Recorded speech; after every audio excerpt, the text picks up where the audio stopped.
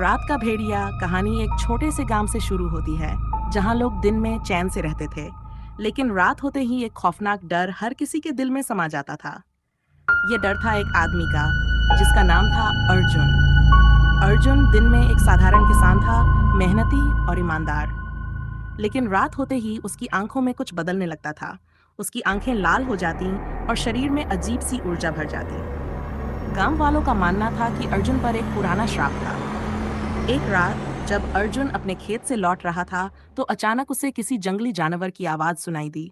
जैसे ही उसने उस दिशा में देखा, उसके सामने एक भयानक दृश्य था। एक बूढ़ी औरत जो असल में एक चुड़ैल थी, उसे श्राप दे रही थी। तू अब इंसान नहीं रहेगा, उसने कहा। रात होते ही तू एक भेड़िया बनेगा और इंसानों का शिकार करेगा। अर्जुन ने इस श्राप को कभी किसी को नहीं बताया, लेकिन अब हर रात वह भेड़िया बन जाता और गांव के बाहर के जंगलों में गायब हो जाता। रात में जंगल से आती उसकी खौफनाक आवाजें पूरे गांव में गूंजने लगती। कई लोग उसे देखने की कोशिश करते, लेकिन कोई भी उसे पकड़ नहीं पाया। जो भी उसे देखने जाता, वह या तो गायब हो जाता या मरा हुआ मिलता। अर्जुन के लिए यह सच एक जीता जागता नरक था।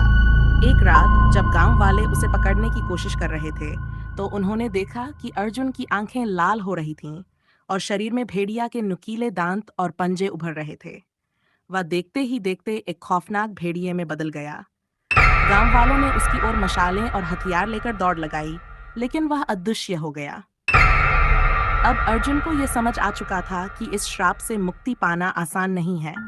लेकिन एक दिन उसने एक साधु से सुना कि श्राप को तोड़ने का एक ही तरीका है। उसे उसी चुड़ैल का सामना करना होगा जिसने उसे श्राप दिया था। अर्जुन ने हिम्मत जुटाई और जंगल के उस हिस्से में गया जहां चुड़ैल रहती थी। लेकिन चुड़ैल को हराना आसान नहीं था। उसने अर्जुन को और भी भयानक भेड़िए में बदलने की कोशिश की, लेकिन अर्जुन ने अपनी मानवता की आखिरी किरण बचा ली।